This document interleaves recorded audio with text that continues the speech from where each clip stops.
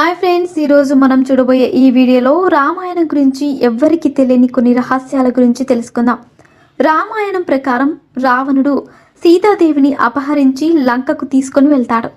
ఆ తర్వాత శ్రీరాముడు రావణుని చంపి సీతాదేవిని లంక నుంచి తీసుకొని వచ్చేస్తాడు.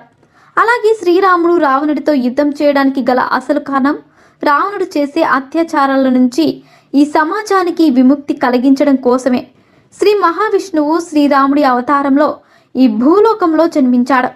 అలాగే రావణుడు సీతాదేవిని అపహరించి లంకకు తీసుకెళ్లినప్పటికీ ఆమెపై ఎప్పుడు ఎటువంటి అత్యాచారం చేయలేదు. ఎందుకంటే రావణుడికి ఒక శాపం ఉంది.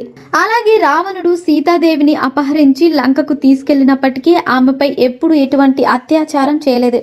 ఎందుకంటే రావణుడికి ఒక శాపం ఉంది. ఆ శాపం కారణంగానే ఆ శాపం ఏమిటంటే రావణుడు ఒకసారి స్వర్గలోకం వెళ్ళినప్పుడు అక్కడ ఉన్న అప్సరసైన రంభను చూసి